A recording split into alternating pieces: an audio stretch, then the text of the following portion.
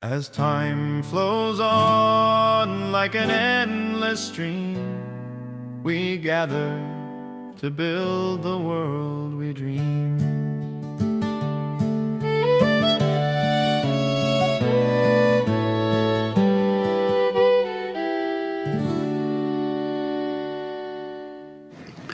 Greetings and welcome to this episode of The Way of Tech, in which we consider how certain technological principles can benefit our everyday lives.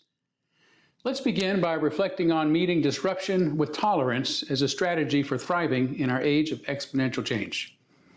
Breakthrough technology, especially communications technology, is transformative, but also disruptive. Each major advance democratizes speech, spreading new ideas to new populations. But when long-held beliefs are challenged in the process, communities often experience social unrest.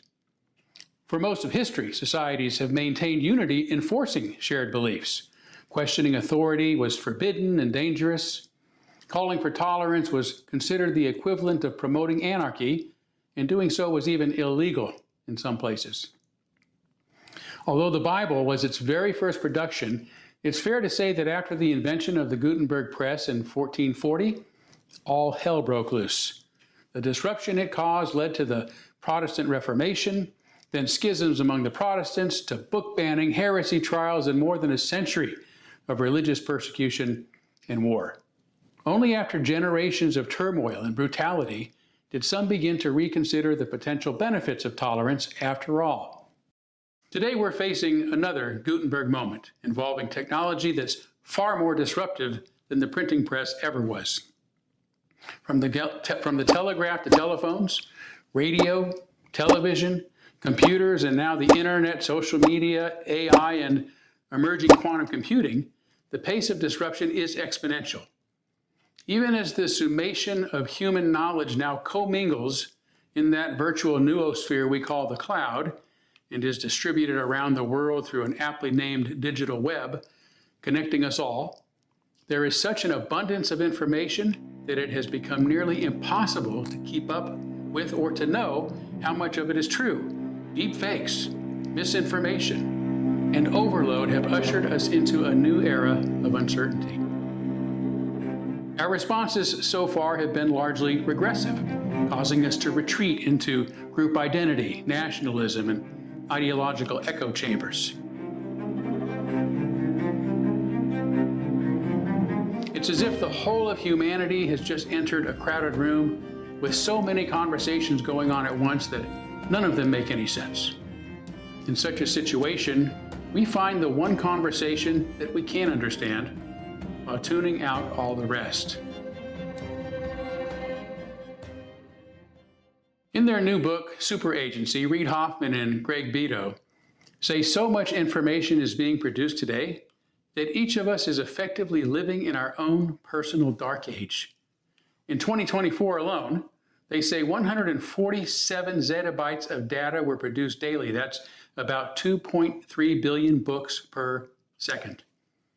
To pretend then that any one of us knows all that we can know or needs to know, or that what little we do know justifies hating or mistreating those who think differently, commits us to a life of folly and incivility. No matter how thick the walls of our echo chambers, closing ourselves off to new perspectives prevents us from fully unfolding as individuals and from contributing to humanity's progress. This explains movements like Brexit and Make America Great Again, attempts to retreat into familiar nationalized identities amid overwhelming disruption. But turning inward doesn't halt technological change. It only heightens polarization, incivility, and conspiracy thinking.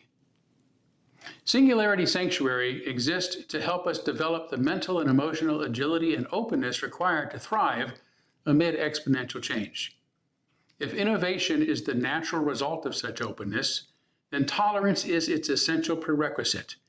For innovation requires exposure and openness to unfamiliar ideas. Consider this historical example of a society that had to learn the value of tolerance the hard way.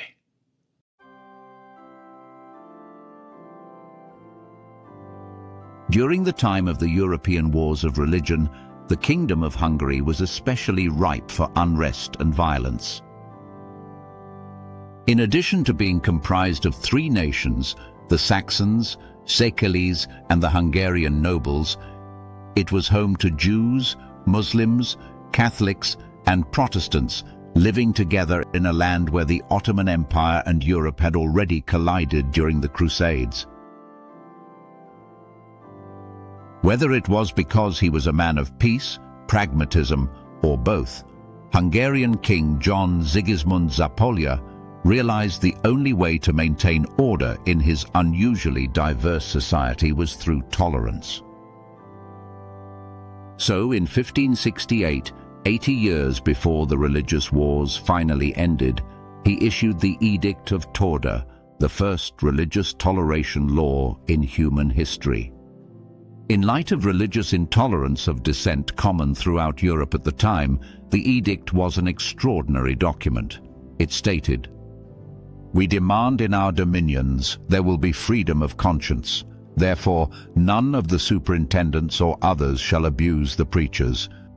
No one shall be reviled for his religion by anyone according to the previous statutes. And it is not permitted that anyone should threaten anyone else by imprisonment or by removal from his post for his teaching." Sadly, King John Sigismund died from injuries suffered in a carriage accident only 3 years after issuing the Edict of Torda. The Catholics, who were then appointed to rule the kingdom, proved less willing to endure differing opinions. Those already protected under the edict were safe, but the new leadership quickly established anti-innovation laws, making it illegal to introduce new and unapproved ideas.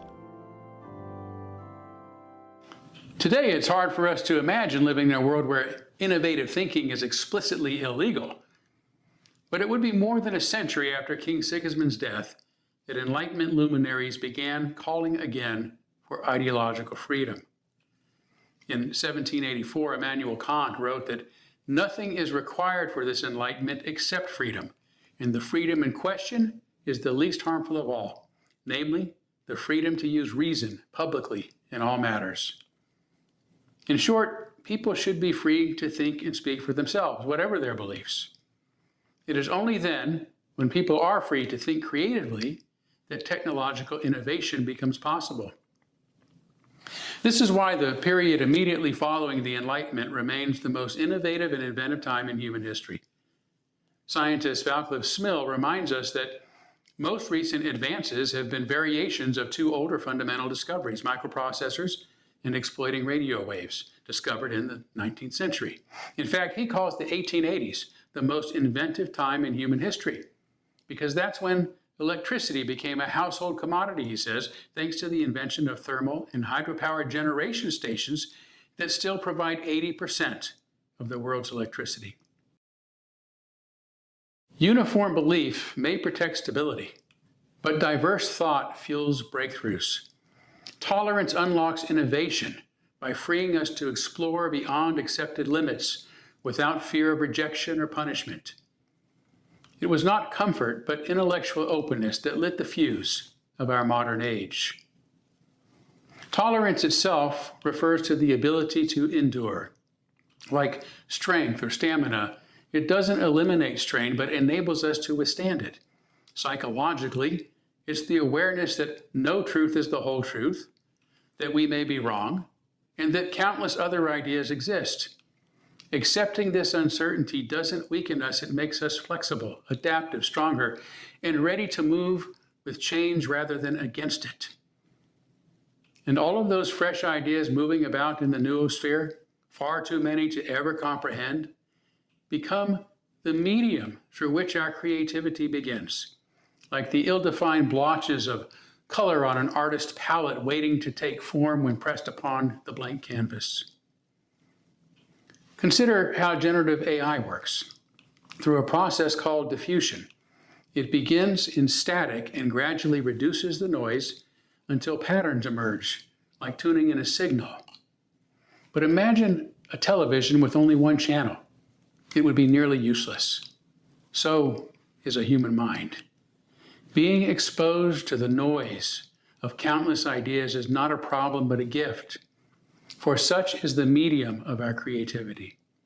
Perhaps the noise, the senseless static, the countless ideas are but the mist or mystery from which the mystics of old were named. Those unique individuals who felt drawn to and at home in the mist, the fogginess, the uncertainty, that which they sometimes called the cloud of unknowing. Could the digital cloud in which humanity's countless ideas now commingle signal that we are on the verge of a new age of mysticism, wonder, innovation, and unimaginable possibilities? Perhaps what feels overwhelming to us now is simply the first stage of a new creation, that which we're referring to as the coming singularity. Learning to endure the noise, to tolerate diverse perspectives, may be the small step required before we can make our giant leap forward into our most innovative, abundant, and enlightened future.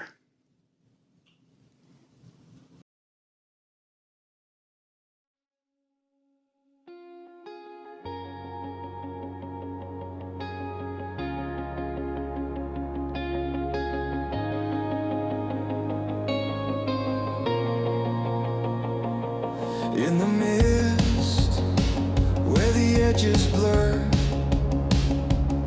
where the stars don't speak but stir, a question hums, no answers heard, no compass, no map, no word. Is it faith?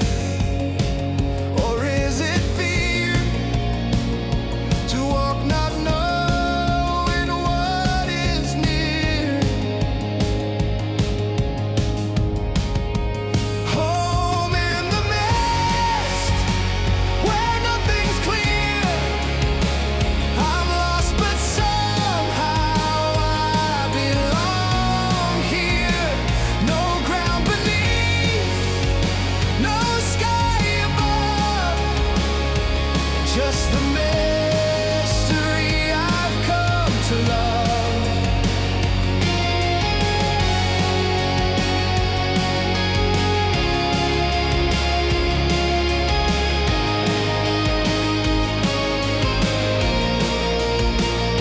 Shadows dance, they never stay. Truth feels like smoke slipping away. The sun